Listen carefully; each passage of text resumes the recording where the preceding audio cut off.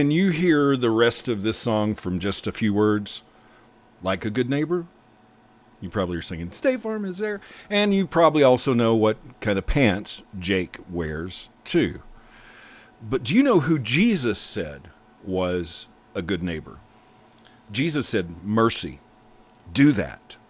Good morning, and welcome to 755 Live. For about 5 minutes, you'll hear all about easy-to-remember soundbite versions of what Jesus said. And the point is to help you experience life to the fullest the Jesus way. Today's Jesus Said comes from Luke 10:37 in the NLT version. We're going to read the whole story here, what many know as the story of the Good Samaritan. So Luke 10, verse 30, Jesus replied with a story. A Jewish man was traveling from Jerusalem down to Jericho, and he was attacked by bandits. They stripped him of his clothes, beat him up, and left him half dead beside the road. By chance, a priest came along, but when he saw the man lying there, he crossed to the other side of the road and passed him by. A temple assistant walked over and looked at him lying there, but he also passed by on the other side. Then a despised Samaritan came along, and when he saw the man, he felt compassion for him. Going over to him, the Samaritan soothed his wounds with olive oil and wine and bandaged them.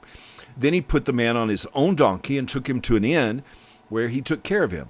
The next day, he handed the innkeeper 2 silver coins, telling him, "Take care of this man, and if his bill runs higher than this, I'll pay you the next time I'm here." Now, which of these 3 would you say was a neighbor to the man who was attacked by bandits? Jesus asked. The man replied, "The one who showed him mercy." Then Jesus said, "Yes, now go and do the same." And that's where we get today's Jesus Said soundbite, mercy. Do that. The question here is, who's my neighbor? The context of Luke 10, the experts in the rules were asking Jesus a question, and they always had a motive. What's the most important rule? And the answer is actually the first part of the TC vision. Love God, love people.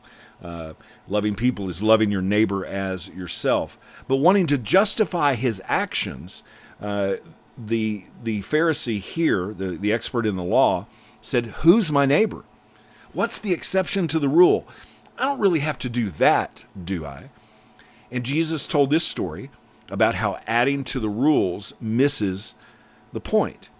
And the hero of this story was a Samaritan, an outcast among those that Jesus was talking to. They were despised. They were looked down on. They were the villains.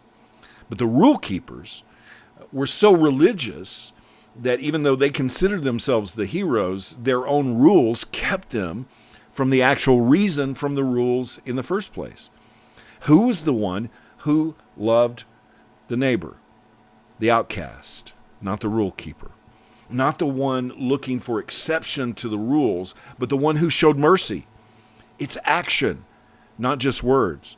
The Samaritan responded not because of who he was, but he responded with an action of mercy.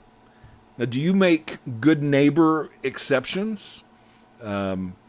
We shouldn't walk to the other side of mercy because of our own exceptions, because of our own rules.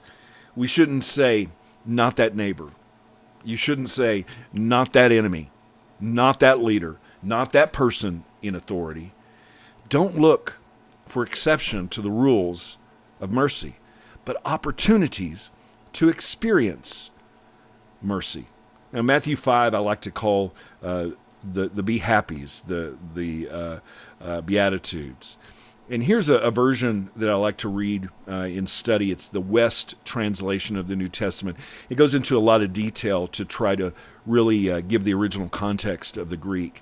And in Matthew 5:7 in the West translation, it says, "Spiritually prosperous are those who are merciful, because they themselves shall be the objects of mercy." You want to be blessed? You want to be happy? You want to be spiritually prosperous? Like a good neighbor, mercy is there. But Jesus said you've got to do it. Mercy.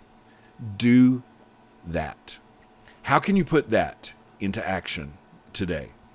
Thank you so much for listening. If this is meaningful to you, it really does mean a lot. If you like it, if you share it, and if you comment, I really appreciate you. I hope that you have an amazing day today, and I hope this time together has helped you live life to the fullest, the Jesus way. And remember, follow Jesus today. Love first.